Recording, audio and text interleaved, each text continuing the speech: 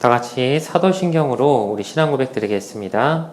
전능하사 천지를 만드신 하나님 아버지를 내가 믿사오며 그 외아들 우리 주 예수 그리스도를 믿사오니 이는 성령으로 잉태하사 동정녀 마리아에게 나시고 본디오 빌라도에게 고난을 받으사 십자가에 못 박혀 죽으시고 장사한 지 사흘 만에 죽은 자 가운데서 다시 살아나시며 하늘에 오르사 전능하신 하나님 우편에 앉아 계시다가 저리어서 산자와 죽은 자를 심판하러 오시리라.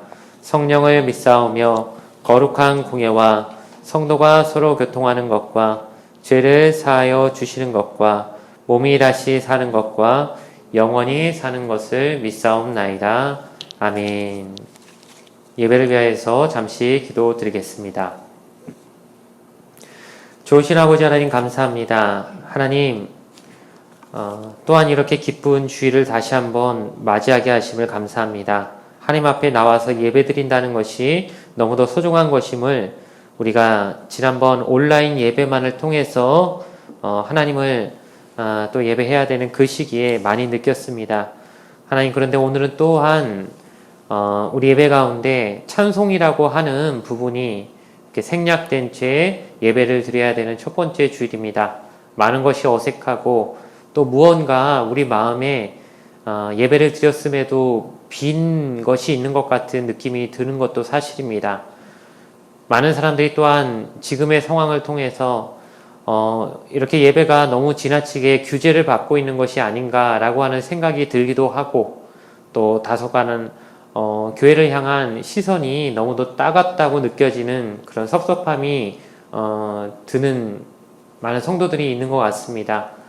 하나님, 그러나 다시 한번 우리가 생각해 볼 때 하나님이 우리에게 명령하신 이웃 사랑에 관해서 다른 사람의 생명과 건강을 소중히 지켜주고자 하는 아름다운 실천이 결코 하나님이 우리에게 주신 명령과 떨어져 있지 않음을 우리가 다시 한번 생각해 봅니다.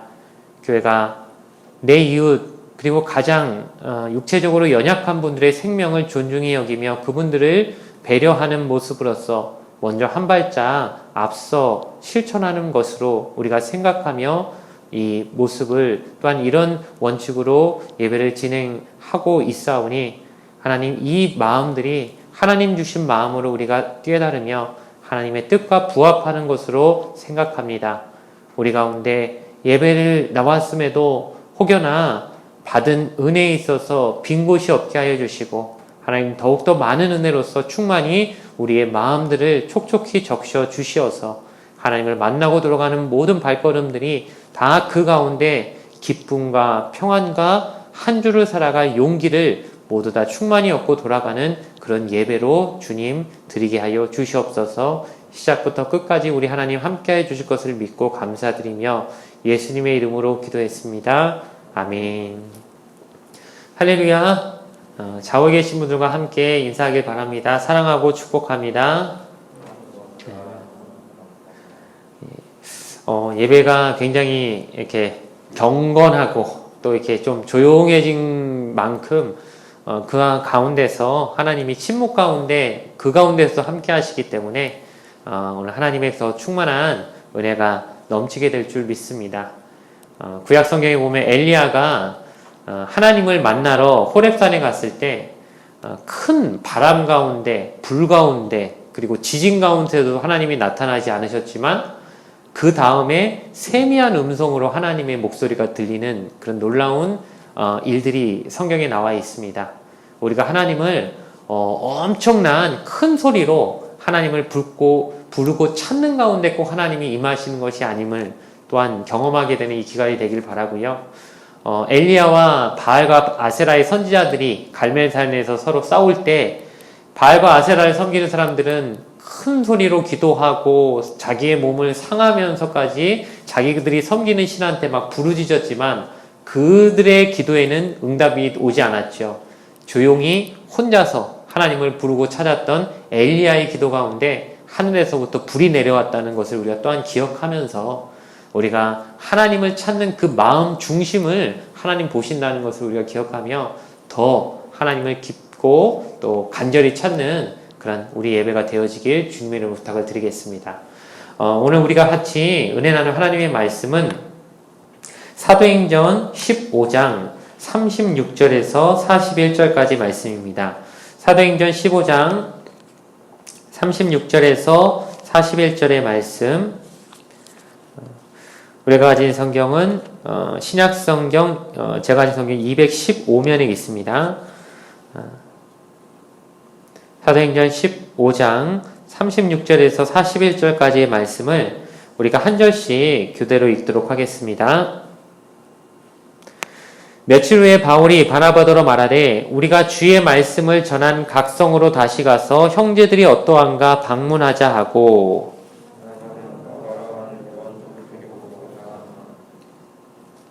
바울은 밤빌리아에서 자기들을 떠나 함께 일하러 가지 아니한 자를 데리고 가는 것이 옳지 않다 하여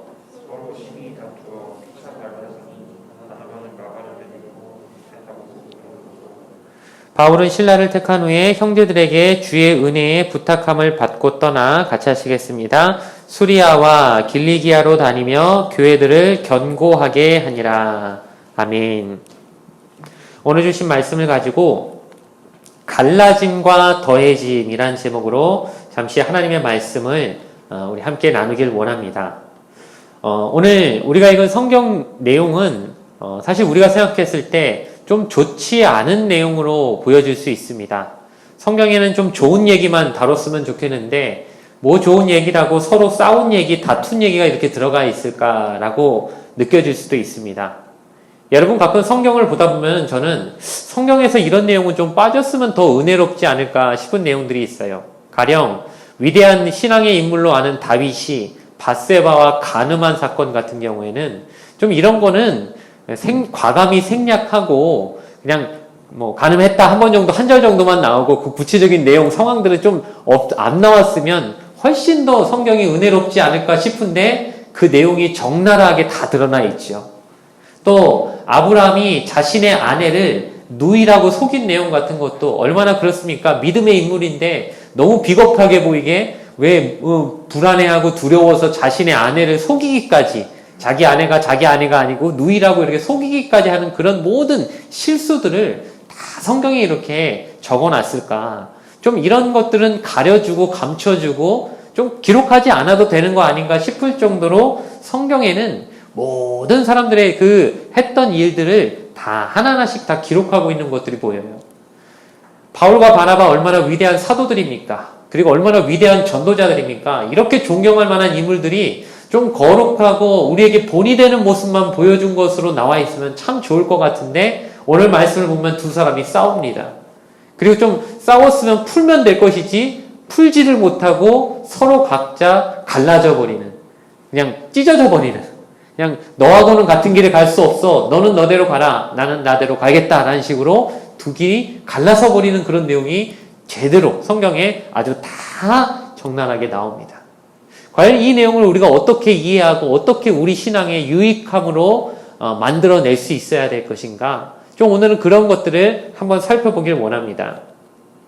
이 상황을 우리가 앞의 내용하고 쭉 연결지어서 보면은요, 바울과 바나바가 단짝, 짝꿍, 아주 위대한 이 한 팀이 돼가지고요, 1차 선교 여행을 아주 성공적으로 마치고 오지 않았습니까? 최고의 파트너요, 최고의 그 듀오로서 이렇게 한 팀을 이루었는데, 이렇게 좋은 단짝과 같은 정말 두 사람이 뜻이 안 맞아버리는 일이 생겨버리는 것입니다. 자, 이들이 2차 선교여행을 준비하고 나가려고 합니다. 근데 바울이 이렇게 제안을 합니다. 바나바 사도님, 우리가 이번에 또 한 번 이렇게 선교를 나갑시다. 다시 한번 전도여행을 갑시다. 그런데 우리가 1차 때는 아무것도 모르고 한 번도 가보지 않은 곳으로만 다니지 않았습니까? 그랬더니, 하지만 2차는 우리 1차 때 갔던 곳을 한 번 더 재방문해서 우리가 복음 전한 곳에서 예수를 믿게 된 사람들이 지금 신앙생활을 잘 하고 있는지, 우리가 세운 그 교회들이 잘 성장을 하고 있는지, 혹시 문제는 없는지 가서 잘못된 것은 고쳐주고 또 잘하고 있는 것은 칭찬해서 더 열심히 할 수 있게 갔던 곳을 재방문하는 조금 그런 이번에는 그런 계획을 세우고 가봅시다 라는 제안을 하게 돼요. 바나바도 좋다고 하죠. 그거 좋은 것 같습니다. 1차 때는 우리가 처음 갔던 곳이지만 2차 때는 갔던 데를 한 번 더 가서 제대로 잘 다져놓는 사역을 하면 그것도 참 의미가 있을 것 같으니까 그렇게 해봅시다. 자, 그러려면은 우리가 1차 때보다 더 체계적인 사역을 해야 되니까 우리 팀이 조금 늘어나야 되지 않겠습니까? 인력을 좀 보강해야 되지 않겠습니까? 좋은 인물이 없는가요? 추천을 한번 해보시죠. 하니까 바나바가 한 명을 추천해요. 근데 그 인물이 누구냐면 오늘 아주 문제적인 인물로 등장하는 사람인데 바로 자신의 조카였던 마가 요한이에요. 여러분 기억하시는지 모르겠지만 마가 요한은 어떤 인물입니까? 1차 선교여행 도중에 떠나버린 사람이죠. 바나바의 조카였고. 자, 그 얘기를 들으니까 바울의 안색이 싹 변해요. 그러더니 그 사람은 안 됩니다. 이런 지하에 그냥 딱 거절을 해버린 거예요. 그 사람은 안 됩니다. 라고 하면서 약간 화가 난 듯한 이 어투로 바울이 거절을 하니까 바나바도 그 얘기를 듣고 아니 어떻게 사람 말을 듣고 그렇게 단박에 그렇게 거절을 합니까? 이런 식으로 서로 이렇게 의견이 안 맞기 시작하더니 이것이 다툼이 되고 심한 논쟁이 돼가지고 오늘 본문의 39절에 보니까 서로 심히 다투어. 성경이 아주 그냥 조금도 안 봐주고 다 적어버렸어요. 근데 둘이 싸우는 게 간단하게 다툰 게 아니라 심히 다투었다는 말을 쓸 정도니까 아주 정말 치고받고까지는 안 했을지 몰라도 거의 뭐 갈 때까지 갈 정도로 굉장히 서로 기분이 나빠질 정도로 싸웠던 것 같습니다. 자, 그리고 나서 이제 두 사람이 서로 양보를 못하고 서로 갈등을 완전히 풀지 않고 그렇게 이렇게 갈라서게 되는 그런 모습을 우리에게 보여주는 것이죠. 여러분 살다 보면 이렇게 다툼과 논쟁이 항상 있을 수밖에 없어요. 이렇게 위대한 사도들도 싸우는데 이렇게 위대한 사도들 사이에서도 서로 의견이 안 맞을 수가 있는데 어떻게 우리가 살면서 다른 사람하고 그렇게 안 싸우고 살 수 있겠습니까? 그건 불가능하다고 생각해요. 그것도 특별히 우리가 사랑하는 관계에 있는 부부끼리라든가 혹은 연인들 또 가족끼리도 우리가 얼마나 많이 싸웁니까? 그러니까 사실 다툼은 항상 있을 수 있다라고 우리가 생각해야 되는 거예요. 그런데 정말 중요한 건 무엇입니까? 서로 다툴 수는 있습니다. 하지만 그 다툼이 끝까지 가버려서 완전히 관계가 파괴돼 버리고 파멸돼 버리고 다시는 안 보는 너랑은 다시는 안 봐. 우린 끝이야. 우리 관계는 여기서 끝내. 라는 식으로 파멸로 이르는 것까지는 가지 말아야 된다는 것이죠. 다툼은 있을 수 있어요. 안 싸울 수는 없어요. 이렇게 신앙의 인물들 사이에서도 분명히 의견이 갈라질 수 있습니다. 하지만 정말 중요한 게 무엇이라고요? 서로 간의 그 다툼이 그 관계를 끝내는 것이 아니라 결국 새로운 관계로 새로운 더 나은 모습으로 나가게 되는 그런 모습이 되어야 된다는 사실을 우리가 기억해야 할 줄로 믿습니다. 오늘 본문의 말씀을 보면서 이 두 사도 간의 그 두 다툼이 과연 그렇게 끝난 것인가 아니면 다툼 이후에 어떠한 내용들이 그 안에 숨겨져 있는 것인가를 살펴보면서 우리에게도 귀한 영적인 교훈이 되기를 주님의 이름으로 소원합니다. 첫 번째로 살펴볼 것은 차이를 인정하라입니다. 오늘 이 두 사도 사이의 다툼의 원인이 된 문제의 인물이 바로 마가 요한이라고 했습니다. 마가 요한에 대해서 잠시 설명을 드리면 바나바의 조카였습니다.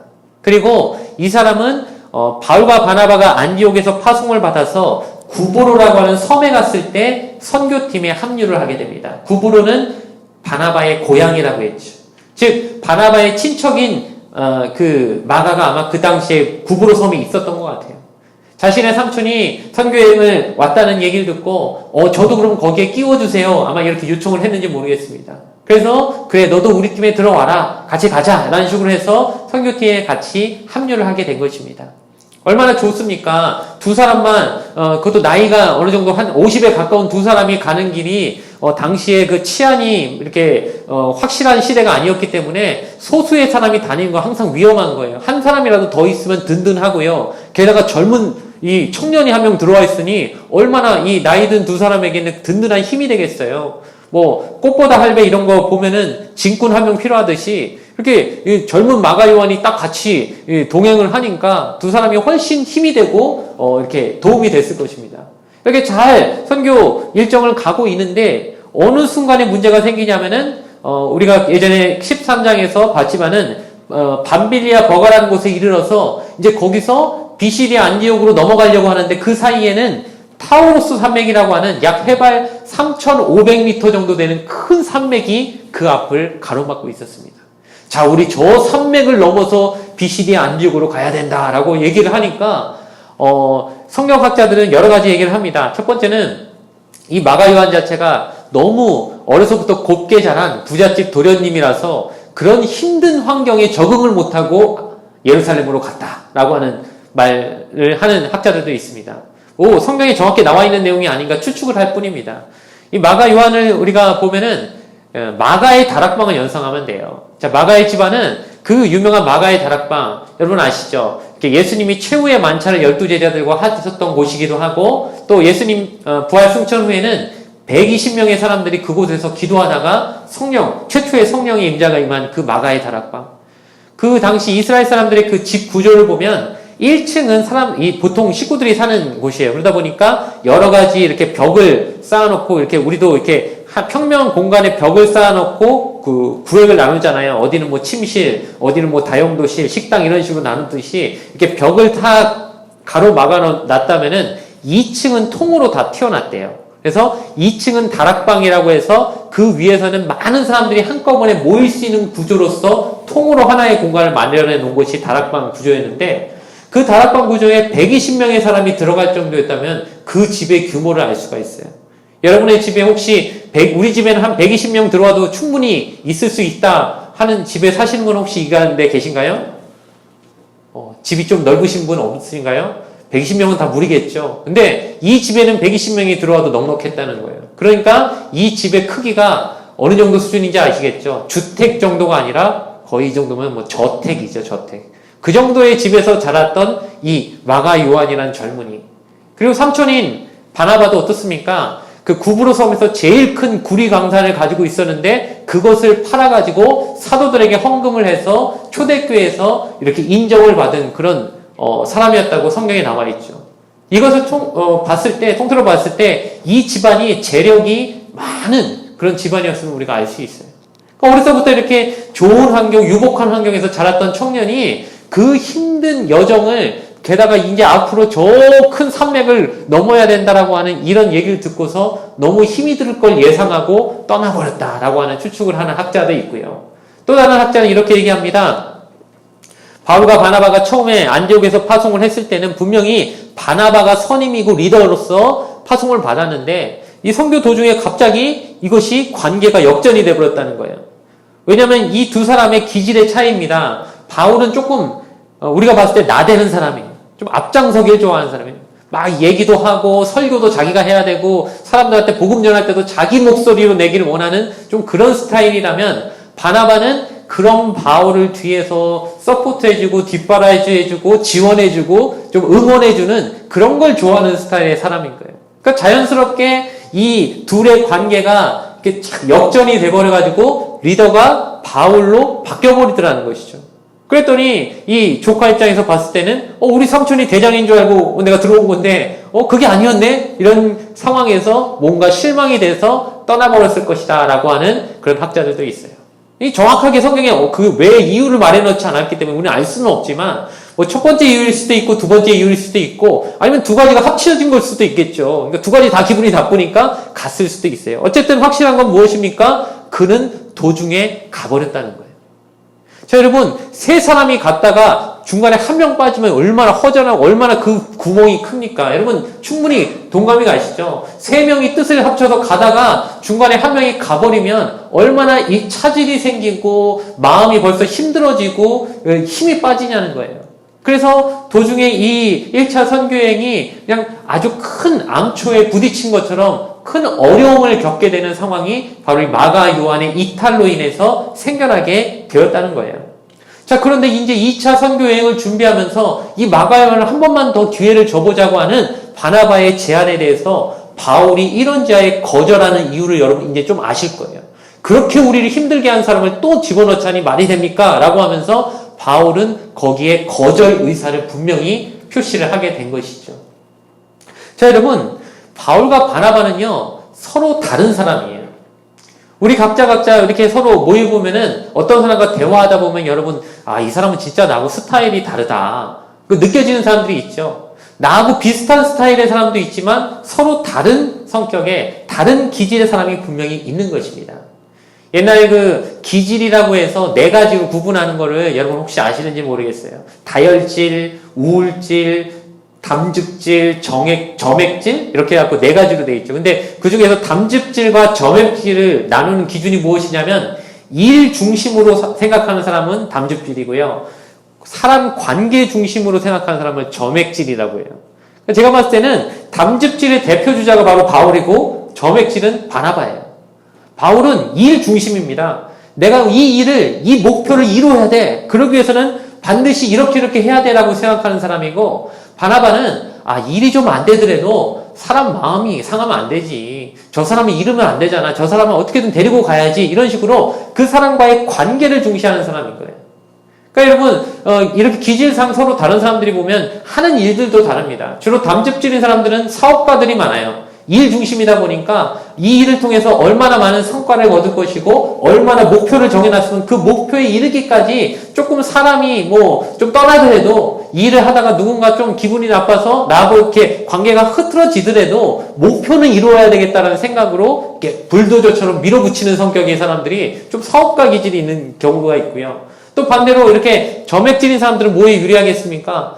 친목회나 동창회 회장 이런 거 하면 굉장히 좋겠죠. 그런 데서는 사업이 좀 안 되더라도 그 가운데 회원들이 서로 마음 상해서 그냥 가버리고 사람들이 빠져나가 버리면 안 되니까 오히려 마음을 좀 도닥거려주고 서로 친목 관계를 계속 잘 유지하는 분위기를 잘 만들어내는 그런 것을 또 좋아하는 사람은 또 그런 일에 훨씬 특화를 가지고 있는 거예요. 그럼 이 두 사람이 서로 생각이 다르고 스타일이 다른 사람들이 부딪히게 되면요, 당연히 생각하는 게 다를 수밖에 없는 거예요. 자, 바울과 바나바가 지금 한 사람을 놓고 서로 바라보는 시각과 관점이 180도 다른 겁니다. 이 마가이온이라는 젊은이를 보면서 바울은 어떻게 생각합니까? 저 인물 때문에 우리가 지난번 선교에서 그렇게 힘들었지 않았느냐. 지난번 전도여행에서 우리가 크게 일을 그르칠 뻔하지 않았느냐. 또 데려가면 아마 저 사람은 또 그럴 것이다. 그러니 이번에도 하나님의 일을 하는 데 있어서 어려움을 겪게 할 수는 없으니까 우리가 하려고 하는 이 일이 얼마나 큰 일인데 이 일을 망치면 안 되라고 하면서 그 사람을 배제하려고 했던 것이고, 바나바 입장에서는 어떻게 생각할까요? 그게 아니야. 이 사람에게 한 번만 더 기회를 줘봐. 이번엔 바뀔 수 있어. 분명히 지난번 실수를 통해 이 사람이 깨달은 게 있을 거야. 이번엔 두 번 실수를 하지 않을 거야. 훨씬 훌륭한 인물이 될 수 있어. 우리가 사람을 키워야지, 세워야지. 한 번 더 기회를 줘보자. 라고 하는 그 사람을 어떻게든 버리지 않고 그 사람을 이렇게 낙오시키지 않고 끌고 가보려고 하는 그 마음을 그 가운데 가지고 있었다는 거예요. 자, 여러분이 봤을 때 여러분은 바울파입니까? 바나바파입니까? 여러분은 어느 사람의 생각이 더 맞다고 생각하십니까? 여기서 맞고 틀리고는 없어요. 여러분 분명히 아셔야 됩니다. 이 두 문제에 있어서, 이 두 시각에 있어서 맞고 틀림은 없습니다. 서로 다를 뿐입니다. 이 두 가지는 다 하나님이 주신 생각일 수 있습니다. 왜냐하면 하나님은 이 두 사람을 통해 다 일을 하셨기 때문이에요. 여러분 바나바를 한번 생각해 보십시오. 바나바가 사람을 버리지 않았기 때문에 사람을 끝까지 기회를 주고 저 사람이 어떻게 변할지 모르니까 그 가능성을 보고 끝까지 한 사람을 살리고 그 사람의 기회를 줬기 때문에 키워낸 인물이 누구냐면 바로 바울입니다. 왜냐? 원래는 핍박자였고 예수 믿는 사람들을 잡아 가두던 사람이었는데 그 사람이 다메섹에서 예수님 만났다고 하고 스스로 변했다고 얘기해도 사람들이 안 믿어주는 거예요. 저 사람 얼마나 지독하고 얼마나 잔인한 사람인데 우리를 지금 속이려고 지금 우리에게 거짓말을 하고 있는 거야. 분명히 우리가 또 이제 받아주고 교회로 이렇게 데리고 왔다가는 확 바뀌어가지고 우리를 일망타진해서 다 잡아가려고 지금 저렇게 바뀐 척하고 있어라고 다 의심하고 안 받아주려고 하는데 누가 그에게 다가갔습니까? 바나바가 다가간 거예요. 그리고 얘기를 나눠본 다음에 이 사람 진짜 바뀌었다고, 이 사람 진짜 믿어줄만 하다고 하면서 사람들한테 다 소개를 시켜주고 교회에 있는 공동체에 소개를 시켜주고 이 사람 좀 받아주자고 하고 막 이렇게 했기 때문에 바울이 그 교회 공동체 안에서 쓰임받을 수 있게 됐다는 거예요. 그러니 바나바가 없었으면 바울은 있을 수도 없는 거예요. 바울이 아무리 막 바뀌었다고 해도 그를 받아줄 수가 없는, 그 교회가 받아주지 않았을 거란 말이에요. 그럼 바나바의 그 모습을 통해서 그 살려낸 인물이 바로 바울인데 어떻게 바나바의 생각이 틀렸다고 할 수 있겠어요? 그 방식도 맞다는 거예요.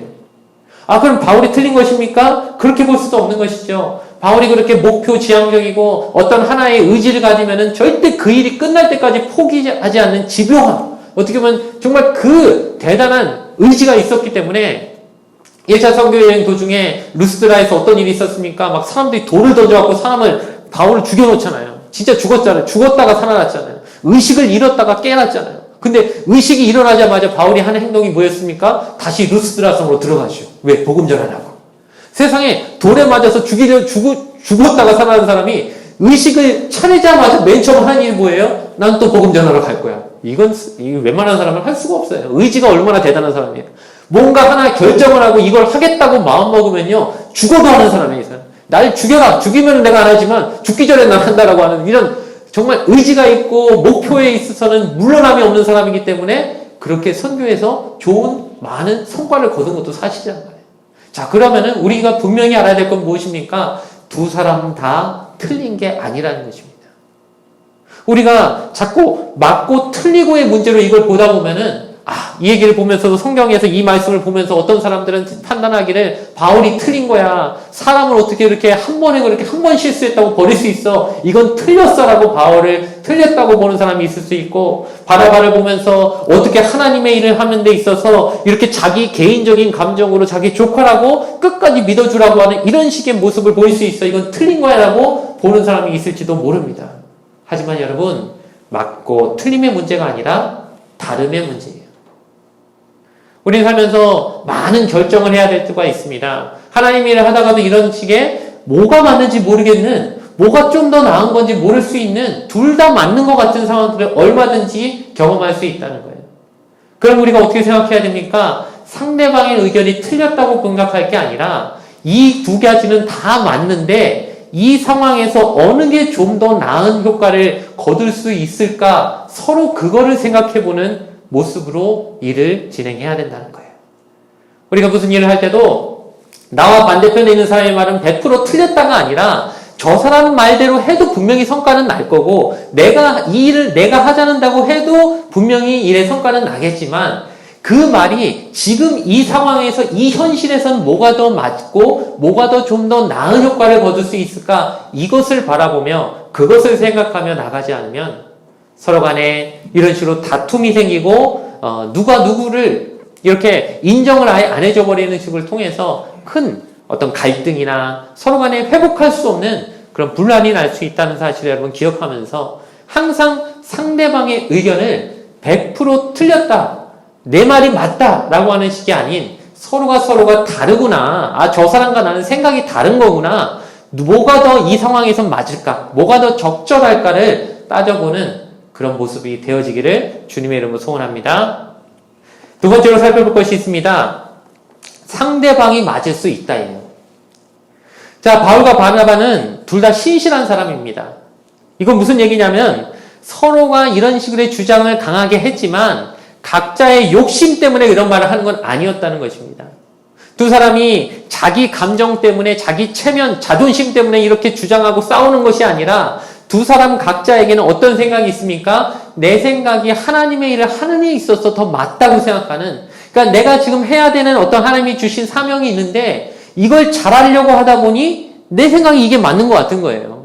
그러니까 뭐 이걸 해서 내가 돈을 더 벌겠다는 것도 아니고 이걸 통해서 내 이름을 더 내고 싶다는 것도 아니고 내가 생각했을 때는 이게 하나님 일을 하는데 이게 더 맞는 것 같은데 저 사람과 생각이 다른, 약간 그런 상황에서 지금 서로 의견이 부딪히고 있다라고 하는 것입니다. 여러분 생각해 보십시오. 바나바가 얼마나 착하고 선한 사람이라고 성경에 나와 있습니까? 또 바울도 하나님 일 위해서는 목숨까지 바친 사람인데 이 두 사람이 서로 싸우는 거는 개인적인 어떤 자존심의 문제가 아니더라는 거예요. 다 생각하기엔 다 자기 생각대로 하면 하나님 일이 잘 될 것 같다는 하나님의 일에 대한 열정 때문에 지금 서로가 이 의견과 어떤 주장을 하고 있는 것입니다. 흔히 우리 사이에서 나타난 다툼하고는 차원이 다른 것이죠. 우리가 솔직히 하나님을 위해서 싸우는 일이 얼마나 있겠어요. 여러분 가정에서 싸우거나 혹시 뭐 친한 사람하고 싸울 때 하나님을 위해서 싸우는 거 있습니까? 대부분 우리 감정 때문에 싸우고 내 자존심 때문에 싸우고 내 빈정상에서 싸우는 일이 많지. 이렇게 이 하나님의 사람들은 싸우는 벌써 이유가 다른 거예요. 자기들이 봤을 때는 이게 더 하나님이 일이 맞는 것 같다고 생각하면서 지금 자기 주장을 하고 있는 것이에요. 자, 그런데 그렇게 서로 다퉜을 때 이게 좀 타협점이 생겼으면 참 좋았을 것인데 끝까지 타협이 안 되는 거예요. 자, 왜 타협이 안 되냐? 왜 타협이 안 되냐? 이것을 아까도 얘기했지만 옳고 그름의 문제로 봤기 때문이에요. 맞고 틀림의 문제로 봤기 때문이에요. 여러분, 내가 맞고 저 사람이 틀린데요. 그럼 타협 볼 수 있습니까? 틀린 것하고 타협하면 되나요? 잘못된 것하고 타협하면 되나요? 우린 대본에 그러잖아요. 당신 잘못한 것하고 타협할 하겠습니까? 라고 물어보면 전부 다, 그럴 수는 없죠. 다 이럴 거예요. 그럼 어떻게 해야 타협이 됩니까? 저 사람 말도 맞고 내 말도 맞아요. 이래야 서로 타협이 되는 거지. 어떤 그 중간에 어느 적절한 합의점을 찾을 수 있는 것이지 틀린 의견하고는 타협이 안 되는 거예요. 근데 우리가 자꾸 어떻게 생각합니까? 맞고 틀림으로 자꾸 문제를 끌고 가는 거예요. 옳고 그름의 문제로 가져가 버리는 거예요. 그게 아닌데 분명히 바울과 바나바의 의견이 서로 다를 뿐이지 어떤 사람의 의견이 100% 틀린 게 아닌데도 서로가 서로를 바라볼 때는 넌 틀렸어. 바울도 이 순간에는 바나바에겐 틀렸어. 바나바도 바울을 봤을 때 바울 틀렸어 라고 보니까 서로 타협이나 절충이 안 됐다는 거예요. 자, 여기서 어디서 그런 얘기가 나옵니까? 오늘 본문 38절 한번 보겠습니다. 38절 한번 읽어볼게요. 제가 바울은 밤빌리아에서 자기들을 떠나 함께 일하러 가지 아니한 자를 데리고 가는 것이 옳지 않다 하여. 지금 뭐라고 말합니까? 옳지 않다. 지금 무슨 문제를 보는 거예요? 옳고 그름의 문제를 보는 거예요. 내 말은 옳고 넌 틀렸다 이 말이잖아요. 바나바를 보고 넌 틀렸어. 지난번에 우리랑 함께 갔다가 종반에 가버린 애를 다시 넣자고 네 말은 틀렸어 라고 지금 얘기하는 거예요. 그러니까 틀린 사람의 주장하고 어떻게 합의가 되겠어요? 절충이 안 되죠. 합의가 안 되죠. 당연히 그럴 수밖에 없어요. 그럼 어떻게 해야지 이것이 서로 우리 다툼 가운데서 합의가 일어날 수 있습니까? 상대 말도 맞을 수 있다라고 봐야 되는 것이죠. 한번 입장을 바꿔놓고 생각을 해보는 것입니다. 자기도 예전에 하나님을 이렇게 부인하고 예수님 믿는 사람을 핍박했던 사람으로서 그런 과거가 있는 사람으로서 맞아 그때 바나바가 나를 이렇게 기회를 다시 한번 주고 교회에 나를 이렇게 잘 소개를 시켜주고 나에게도 기회를 주라고 이렇게 얘기를 했기 때문에 내가 하나님 일을 할 수 있었듯이 이 마가 요한이나 아직 젊은 청년에게 모든 기회를 다 뺏어버린다는 건 너무 심한 거 아닌가? 한 번만 이런 관점에서 생각해봤으면 저 사람 말도 맞을 수 있겠구나. 그리고 좀 뭔가 타협이나 절충점을 만들어낼 수 있었을 것인데 바울의 생각은 어떻습니까? 내 생각은 옳은데 바나바 생각은 틀렸어. 옳고 그름의 문제로 보니까 전혀 타협이 안 되더라는 것이죠. 전 이 문제를 보면서 우리나라 안에서도 참 비슷한 상황이 있었다고 생각합니다. 여러분 우리나라에 참 이렇게 교회를 보면 기독교를 보면 교단이 많잖아요. 교파가 참 많잖아요. 우리 다 이름도 모를 정도로 어떤 사람은 한 300개 정도의 교단이 있다고 얘기합니다. 그럼 여러분 그 교단을 어떻게 다 알겠어요? 정말 많은 교단이 있어요. 이렇게 한 명의 하나님 한 분을 섬기고 예수님도 우리가 한 예수님을 섬기는데 아니 우리 이렇게 교회를 보면 교단이 많아. 교파가 많아. 원래는 하나였거든요. 처음 우리나라에 복음이 전해졌을 때 그때부터는 교단이 없었습니다. 다 같은 교단이었죠. 그런데 우리 최초의 교단이 갈리게 된 역사가 언제냐면 1945년 해방 이후예요. 자, 일제시대 우리나라가 이제 일본에 의해서 압제를 받을 때 우리나라도 힘들었지만 한국 교회도 힘들었어요. 왜냐? 그 일본이 태평양 전쟁을 일으키고 우리나라 사람들 막 수탈을 해가고 또 군대로 징집을 해가고 뭐 또 정신대다 여러 가지 또 요즘 문제가 되는 위안부나 이런 걸로 많은 우리나라 사람들 힘들게 했지 않습니까? 한국 교회를 향해서는 어떤 문제로 괴롭혔습니까? 신사참배 문제로 괴롭혔습니다. 자기들이 섬기는 천황을 신처럼 섬기고 그 천황을 향해서 절을 하고 숭배를 하라고 하는 걸 요구를 했어요. 그걸 거부하면 어떻게 될까요? 엄청난 고문과 감옥에 보내지고 심지어 순교까지 당하는 그런 어려움이 있었습니다. 그 당시에 그 문제로 인해서 많은 사람들이 감옥에 가기도 하고 순교를 당하시기도 하고 또 이렇게 고문을 받기도 했지만 그보다 훨씬 많은 수의 기독교인들이 사실은 신사참배를 받아들였습니다. 너무 힘들었기 때문에. 그걸 거부하기가 너무너무 힘든 상황이었기 때문에 대다수의 교회들이 그 신사참배를 그냥 인정해주고 이것이 우상숭배가 아니다라고 하는 식의 일종의 면죄부를 주면서 스스로 생각을 하기에 우리 이것에 동참하는 것은 죄를 지는 게 아니다라고 하는 일종의 그런 얘기를 하면서 그거에 동참을 해버렸어요. 근데 이제 해방이 됐잖아요. 신사참배 문제로 감옥에 갔던 사람들이 다 풀려 나왔어요. 그런 사람들이 이제 교회에 와보니까 자기들과 같이 뜻을 같이 하지 않고 신사참배를 다 받아들였던 사람들이 엄연히 교회에 남아있으면서 뭐 직분을 가지고 있고 뭐 장로도 돼 있고 뭐 권사도 돼 있고 집사도 돼 있고 게다가 그 당시에 그 부분을 그냥 다 인정하면서 했던 목회자들도 여전히 교회에서 설교도 하고 있으니까 핍박을 받았던 사람들이 끝까지 신사참배를 하지 않겠다고 이렇게 고통받았던 사람들이 보니까는 막 화가 나는 거예요.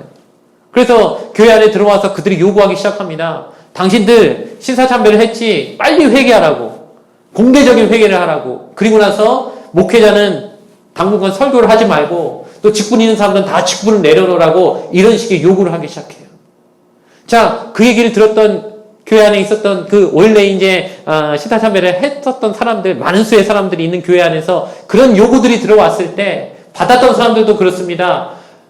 우리도 밖에서 힘들었다.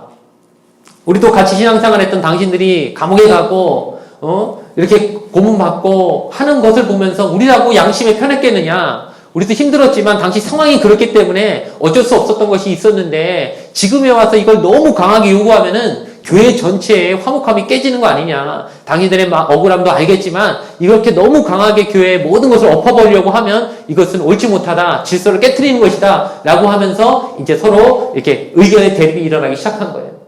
그래서 이 일련에 이제 신사참배를 했던 사람들에 대해서 회개를 강하게 요구하는 사람들끼리 도저히 안 되겠다. 이런 사람들하고는 도저히 우리 신앙생활을 할 수 없다고 하면서 이제 따로 나가서 하나의 이제 그룹을 만들어요. 그리고 이쪽과 저쪽이 서로 갈라지게 되는 게 최초의 이제 우리나라에서 교단이 처음으로 두 개로 갈라지게 되는 그런 상황이었어요. 저는 한번 생각해 보았습니다. 이 둘 사이에 과연 이게 그렇게 하나 되기 힘든 문제였는가? 서로의 입장에서 한 번만 더 생각해 봤으면, 예를 들어 그 밖에서 신사참배를 했었던 사람들이 생각해 봤을 때 그래 우리가 잘못한 게 맞지, 우리가 철저히 한번 회개를 해야 되는 게 맞지, 좀 자숙하는 기간을 가지는 게 옳지, 하나님 앞에서 죄를 진 것이니까 맞아 우리도 분명히 잘못할 부분이 있어라고 인정했으면, 또 반대로 또 이 신사참배 때문에 고통을 받았던 사람들도 생각해 봤을 때 그래 우리도 힘들었지만 밖에 있었던 사람들이라고 마음이 편했겠나, 저들도 힘들었을 것이고 저들도 분명히 마음으로는 굉장히 고통을 받았을 것인데 우리가 저들에게 너무 이렇게 강하게 마치 무슨 심판자나 되는 것처럼 와가지고 너희들 회개해, 뭐 너는 설교도 하지마, 너는 뭐 직분 다 내려놔, 이런 식으로 이렇게 우리가 명령할 수 있는 위치에 있는 건 아니지 않은가. 그건 하나님만이 하실 부분이지 우리는 그저 그들을 위해서 그냥 용서해주고 또 그들을 위해서 기도해주는 것으로 우리가 한 일을 다 마치는 것이지 하나님 나라 가면 다 하나님이 알아주실 것 아닌가라는 식으로 생각했다면 과연 이런 갈등이 생겼을까? 저는 교회 안에서 얼마든지 이런 입장은 되풀이될 수 있다고 생각합니다. 상대방의 입장에서 생각해 봐야 돼요. 상대방의 입장에 한번 서봐야 돼요. 얼마나 그 사람이 힘들었을까? 저 사람은 얼마나 억울했을까? 저 사람 얼마나 고통받았을까? 우리가 상대방의 입장에 한 번만 서보게 되면 상대방의 마음이 이해가 됩니다. 그리고 서로가 서로를 바라봤을 때 아, 저 사람 말도 맞구나. 저 사람 말에도 분명히 일리가 있구나. 라고 하는 생각이 타협이 될 부분들이 생긴다는 거예요. 근데 많은 경우 이렇게 타협이 안 돼요. 그리고 서로가 서로 갈라져서 두 개의 교단이 생겨버리고 두 개의 파가 생겨버리고 두 개의 그룹이 돼버린 것처럼 지금도 많은 경우 교회 안에서 서로 문제가 생기면 끝까지 용서가 안 돼서 갈라져 버린 경우가 너무 많잖아요. 왜냐? 상대방이 틀렸기 때문에 했다고 생각하기 때문이에요. 저 사람 말도 맞다고 생각하면 서로 대화가 되죠. 근데 대부분 내가 맞고 쟤는 틀렸어가 돼요. 그러니 끝까지 하나가 안 돼버리더라는 거예요. 여러분, 성경에 위배된 것이 아니라면, 정말 그 사람들이 하는 말이 성경 말씀에 봤을 때 완전 말도 안 되는 반대되는 얘기가 하는 게 아니라고 했을 때는 상대방의 말도 맞다. 내 말만 맞는 게 아니라 상대의 얘기도 맞을 수 있다라고 하는 부분에서 우리가 나아가는 사람들이 되길 바랍니다. 그렇지 않으면 대화는 되지 않습니다. 그렇지 않으면 하나는 될 수 없습니다. 갈라지고 쪼개질 뿐이에요. 정말 하나됨을 원한다면 먼저 상대방을 인정하는 모습이 필요해요. 상대방의 말도 일리가 있다. 정말 저 사람이 옳지 않다면 하나님이 없애버리셨어야 될 건데 그렇잖아요. 정치를 보더라도 그렇지 않습니까? 저는 진보든 보수든 항상 상대방의 얘기를 들으려고 해요. 왜냐? 정말 말도 안 되는 소리를 하는 사람이라고 상대편을 봐버리면 그러면은 우리나라 안에 5천만 안에 어쨌든 둘 다 있는데 어느 쪽이 없어져 버려야 되는데 그럴 수가 없잖아요. 그런 얘기를 하는 사람도 있고 이런 얘기를 하는 사람들도 같이 의견을 맞추면서 아까 얘기했듯이 이 상황에서는 이쪽 말을 맞는 게 맞는 것 같고 이 상황에선 지금 이 현실에서는 이쪽 얘기가 더 맞는 것 같고 이러면서 하나하나 문제를 서로 같이 풀어가기 위해서 정치에도 여당도 야당도 있는 것이고 진보도 보수도 있는 것이지 상대를 보면서 부정해버리고 저기는 없어져야 될 존재로 바라버리면은 그 5천만 중에서 한 2천만은 없어져 버려야 돼요. 말이 됩니까? 그럴 수는 없는 거예요. 우리가 서로 상대 말도 맞을 수 있다. 다만 요 상황에선 내 말이 좀 맞는 것 같다.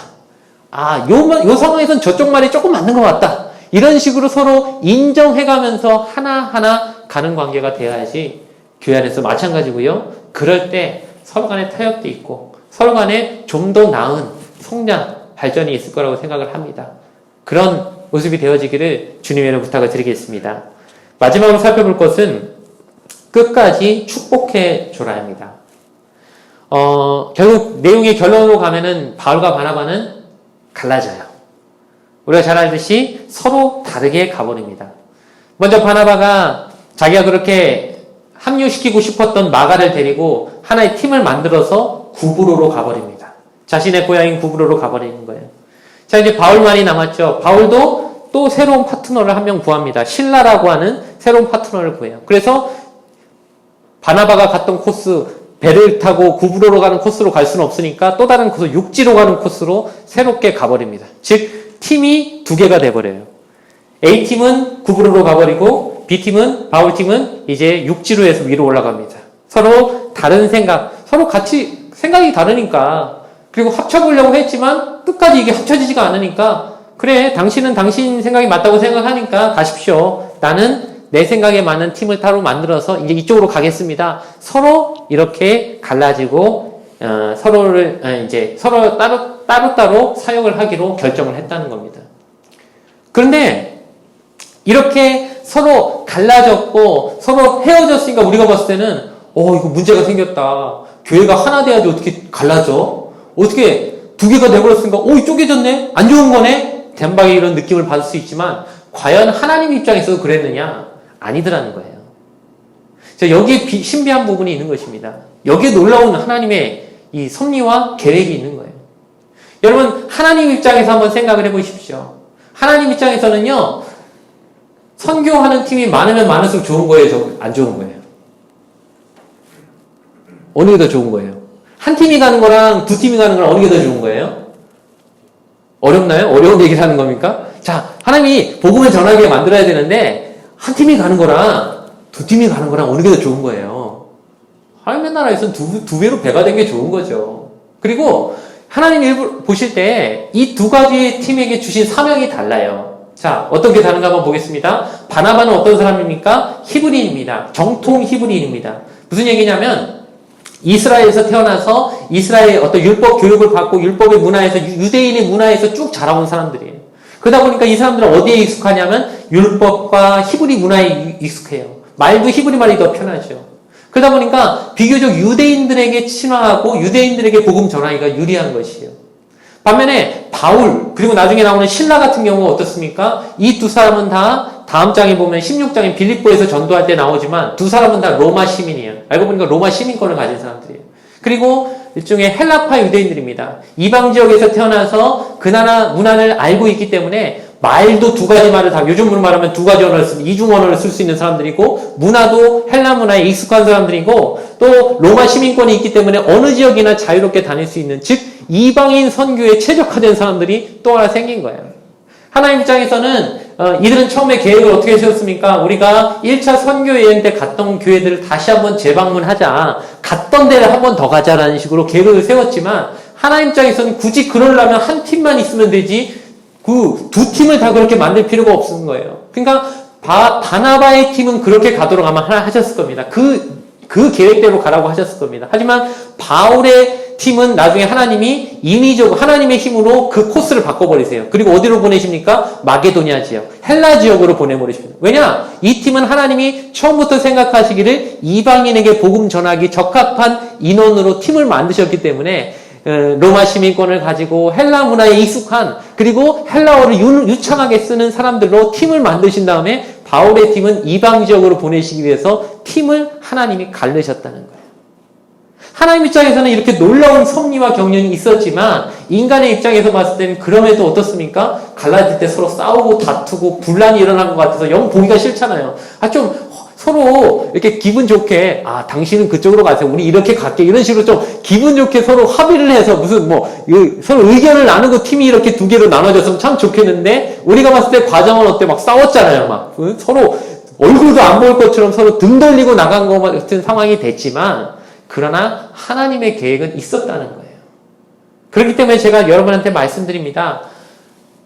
헤어질 때라도 서로가 도저히 생각이 맞지 않아서 결국에는 갈라설 수밖에 없는 상황이 오더라도 우리는 상대편을 축복해 줘야 돼요.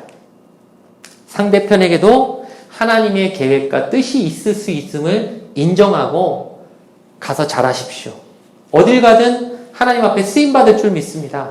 당신에게도 분명히 하나님의 사명이 있는 것을 우리가 알고 있습니다라고 하면서 상대방을 축복해주면서 보낼 수 있는 사람들이 돼야 된다는 것입니다.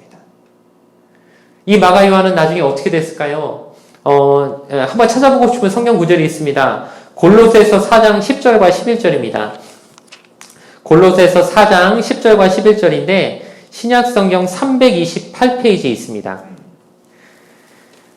신약성경 328페이지에 보면은 골로새서 4장 10절과 11절 말씀 찾으신 줄 믿고 우리 한번 같이 읽어봤으면 좋겠습니다. 나와 함께 갇힌 아리스다고와 바나바의 생질 마가와 이 마가에 대하여 너희가 명을 받았음에 그가 이르거든 영접하라. 유스도라는 예수도 너희에게 문안하느니라. 그들은 할레파이나 이들만은 하나님의 나라를 위하여 함께 역사하는 자들이니 이런 사람들이 나의 위로가 되었느니라. 지금 바나바의 생질 마가는 그 마가예요. 과거에 자기가 안 된다고 했던, 이 사람은 안 된다라고 했던 그 마가가 후에 바울이 뭐라고 말합니까? 나의 위로다. 저 사람은 나의 위로가 되는 사람이다. 또 있습니다. 디모데 후서 4장 11절입니다. 자, 346페이지에 있거든요. 한번 찾아보시기 바랍니다. 디모데 후서 4장 11절입니다. 디모데 후서 4장 11절 한번 같이 읽어보겠습니다. 시작. 누가만 나와 함께 있느니라. 내가 올 때에 마가를 데리고 오라. 그가 나의 일에 유익하니라. 여러분, 디모데 후서는요, 바울 서신 중에 제일 늦게 쓰여질 거라고 사람들 생각을 합니다. 즉, 바울이 순교당하기 직전에 쓴 성경이에요. 유언과도 같은. 자기의 영적인 아들이라고 생각하는 디모데에게 보낸 편지예요. 그리고 그때 죽기 전에 보고 싶은 인물이 누구라고 얘기했냐면 마가라고 얘기하는 거예요. 마가 요한. 그때 자신이 안 된다고, 저 사람은 쓸 수 없다고, 저 사람은 안 될 거라고, 또 문제 일으킬 거라고 그렇게 평가했던 마가 요한을 이제는 나의 위로다, 나에게 유익한 자다, 그를 보고 싶다라고 얘기하는 거예요. 마가가 변한 거죠. 원래 마가는 그렇지 않았을 거예요. 분명히 그 당시에 바울이 평가할 그 시점에 마가가 그렇게 훌륭한 인물은 아니었을 겁니다. 그러나 세월이 지났을 때 마가 요한이 훌륭한 하나님의 일꾼이 됐다는 거예요. 그래서 사람들이 이렇게 얘기합니다. 바울과 바나바가 서로 갈라졌죠. 그리고 나서 주로 성경에는 누구만이 나옵니까? 바울의 이야기만 나옵니다. 바나바의 얘기는 성경에 쓰이지 않습니다. 그렇기 때문에 바나바가 성경에 나오지 않으니까 바나바가 틀렸기 때문에 그렇다라고 생각하는 사람도 있어요. 그렇게 해석하는 사람도 있어요. 하지만 그렇지 않아요. 바나바가 틀린 게 아니에요. 바나바는 어떻게 했습니까? 마가를 데리고 다니면서 마가를 키웠어요. 마가를 훌륭한 일꾼으로 만들었어요. 자신이 데리고 다니면서 하나하나 가르치면서 그의 성품을 바꾸고 그에게 끈기를 가르쳐주고 그에게 하나님의 일을 하는 열정을 심어줘서 마가 요한을 훌륭한 하나님의 사람으로 키워낸 거예요. 바나바는 사람을 버리지 않는 스타일이기 때문에 그 사람을 끝까지 세워주고 한 사람을 키워낸 것입니다. 바나바도 틀린 게 아니었어요. 바울은 그래서 틀렸습니까? 아니죠. 훌륭한 일을 했잖아요. 집요한 어떤 목표 지향적인, 그리고 그 목표를 이루기까지 하나님 나라의 목표를 위해서 끝까지 목숨을 바치는 그런 바울만의 그 돌파력이 있었기 때문에 선교의 모든 역할들을 다 감당해낸 것입니다. 결국 하나님 입장에서는 손해보지 않으시고 두 사람을 다 스타일에 맞게 쓰셨다는 거예요. 그렇기 때문에 나와 뜻이 다른 사람, 쟤 안 돼. 쟤는 보나 마나야. 저런 식으로 가면 쟤 끝이야. 쟤는 끝까지 아마 안 될 거야 라는 식의 판단을 내리는 것은 우리가 할 일이 아닙니다. 우린 몰라요. 하나님이 그 사람을 어떻게 쓰실지 몰라요. 나는 내 스타일이 있는 것이고 다른 사람에게는 그 사람의 스타일이 있는 것이고 하나님은 그것에 맞게 그 사람을 쓰실 거예요. 그렇기 때문에 우리가 누군가를 바라볼 때 나와 뜻이 안 맞는데 서로 싸워가면서까지 끝까지 같이 있을 것은 아니라고 생각합니다. 때로는 갈라질 수 있습니다. 때로는 서로 의견이 안 맞기 때문에 서로 다르게 사역을 해야 될 수도 있습니다. 그러면은 있는 그대로 인정해주고 그 사람 향해 축복해주면 됩니다. 당신의 뜻은, 당신은 당신의 생각이 있고 나는 나의 생각이 있는데 이 두 개가 하나가 안 맞는데 끝까지 서로 싸우면서 우리가 같이 가는 것보다는 당신은 당신의 뜻대로 한번 하나님의 일을 해보십시오. 나도 나는 이게 맞다고 생각해서 이렇게 해보고 싶습니다. 그러나 서로가 서로를 인정해 줍시다. 서로가 서로 더 열심을 다해서 경쟁해 봅시다. 하나님 나라에서 선한 경쟁을 서로 해보다 보면 그것이 하나님 앞에 다 알맞게 쓰임받을 수 있을 것입니다. 그러니 최후까지 서로 인정해주고 존중해주고 그 사람도 잘 되기를 바라는 마음으로 축복해주는 그런 아름다운 서로의 헤어짐이 된다면 그것은 분리가 아니고 오늘 말씀의 제목처럼 갈라짐이 아니고 더해짐이 될 것이고 하나님 나라에서는 결국에는 만나게 될 것이고 여러분 이렇게 사역을 하든 저렇게 사역을 하든 여기서 신앙생활을 하든 저기서 신앙생활을 하든 우리 천국 가면 다 만날 거잖아요. 하나님 나라 가면 결국엔 거기 가서는 다 만날 거잖아요. 거기선 하나님 앞에 다 상을 받을 거잖아요. 그러면은 우리의 서로 다름이 결국에는 만나게 될 것이라는 걸 믿으면서 끝까지 나아가는 모습이 있어야 할 줄로 믿습니다. 여러분 바다에 가면 다 물이 만난다는 거 아시죠? 냇물은 서로 다르게 흐를 수 있습니다. 강물은 서로 다르게 흐를 수 있습니다. 하지만 바다에 가면 만나듯이 우리가 이 땅에서 살 때 하나님이 우리 각자에 맞는 스타일로 우리에게 주신 달란트대로 우리가 열심히 일을 하다 보면요. 지금은 조금 생각이 다른 것 같고 지금은 서로 좀 안 맞는 것 같아도 그래도 끝에 마지막에 가서는 결국엔 만나게 된다는 사실을 우리가 기억하면서 상대방을 존중하고 상대방을 인정해주고 상대방에게 독하게 말하지 말고 상대방을 상처 주려고 노력하지 말고 상대방을 인정해주고 존중해주고 그 사람에게도 분명히 하나님이 좋은 일을 주실 것이라고 하는 축복으로서 상대를 끊임없이 붙돋아주는 저와 여러분이 그런 모습이 되어지길 바랍니다. 그리할 때 하나님 나라의 아름답고 선한 결과들이 우리 모든 사람들의 삶에서 일어나게 될 줄로 믿습니다. 기도하겠습니다. 하나님 아버지 감사합니다. 하나님 오늘 바울과 바나바가 서로 다툰 모습을 우리가 살펴보았습니다. 아름답게 보이지 않고 인간적인 연약함이 드러난 것처럼 보여서 우리가 이 성경 말씀을 보면 많이 우려도 되고 과연 이런 말씀을 보고 우리가 무엇을 배울 수 있을 것인가 이 말씀을 통해 어떤 유익을 얻을 수 있을 것인가 고민이 되는 부분입니다. 하지만 하나님은 자신의 뜻을 다 이루신 것을 우리가 확인하였습니다. 우리 인간의 모습에서는 서로 싸우는 것 같고 서로 의견이 맞지 않는 것 같고 서로 타협하지 못하는 것 같지만은 하나님은 두 사람을 사용해서 두 배로 일하셨고 두 팀을 통해 더 많은 하나님의 나라의 확장을 이루신 것을 우리가 보았습니다. 하나님, 우리에게도 서로 다른 생각이 있을 수 있고 서로 다른 스타일 때문에 고민할 수도 있지만 무엇이 맞고 틀리고의 문제가 아니라 서로가 서로를 다 인정할 줄 아는 이 포용의 그런 공동체가 될 수 있게 하여 주시고 서로의 생각을 존중하고 끝까지 축복할 줄 아는 아름다운 헤어짐과 만남들이 있는 그런 우리 청년회가 되게 하여 주시옵소서. 상대방을 바라볼 때 그 사람이 틀렸다고 생각하면 절대 합의가 될 수 없습니다. 상대의 의견도 맞을 수 있다고 우리가 인정하는 사람들 되게 하여 주시옵고 내 옳음만 끝까지 주장하다 보면 결국 어떤 문제도 해결되지 않는다는 사실을 기억하며 나도 틀릴 수 있고 상대 얘기도 맞을 수 있다고 하는 늘 마음의 한편에 열려있는 모습을 가지고 늘 소통하며 더 좋은 결과를 내기 위해 노력하는 우리 청년이 될 수 있게 하여 주시옵소서. 우리 한국교회를 향한 하나님의 뜻도 마찬가지인 줄 믿습니다. 교단이 갈리고 교파가 갈라짐을 통하여서 더 많은 일을 할 수도 있지만 또 언젠가는 하나됨을 하나님 요구하실 수도 있습니다. 그러려면 서로가 서로를 인정할 줄 알아야 됩니다. 나와 다른 교파라고, 나와 다른 교회라고 우리가 부정하는 것이 아니라 하나님 나라 가선 다 만날 사람이라고 서로가 서로를 바라보며 서로를 위해 축복해주는 더 아름다운 우리 교회가 될 수 있게 하여 주시옵소서. 예수님의 이름으로 기도드렸습니다. 아멘. 하늘에 계신 우리 아버지여, 이름이 거룩히 여김을 받으시오며 나라가 임하시오며 뜻이 하늘에서 이루어진 것 같이 땅에서도 이루어지이다. 오늘 우리에게 일용할 양식을 주시옵고 우리가 우리에게 죄지은 자를 사하여 준 것 같이 우리 죄를 사하여 주시옵고 우리를 시험에 들게 하지 마시옵고 다만 악에서 구하시옵소서. 나라와 권세와 영광이 아버지께 영원히 있사옵나이다. 아멘.